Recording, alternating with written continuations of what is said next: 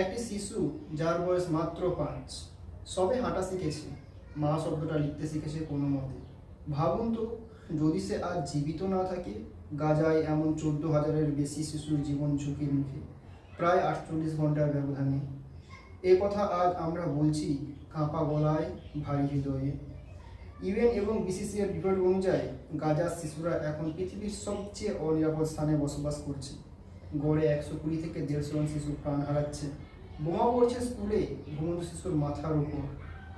খাবার নেই, জল নেই, চিকিৎসা নেই, শুধু আসছে কান্না, ধুলো আর ধ্বংসস্তূপ।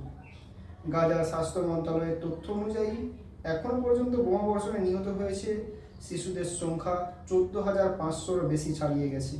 তাদের মধ্যে কেউ ক্লাস 2-তে পড়ে, কেউ তো স্কুলই দেখেনি। দেখা হয়ে ওঠেনি মাঠ, শেষবার মায়ের মুখটাও দেখতে পায়নি। এই ভিডিও কোনো রাজনৈতিক বার্তা নয়, এটি মানবতার ডাক।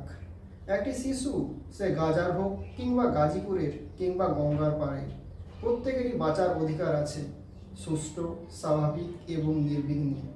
যদিও আপনিও এমনটাই মনে করেন, তাহলে আওয়াজ তুলুন, চোখ বন্ধ করে একবার বলুন, আমিও আছি পাশে।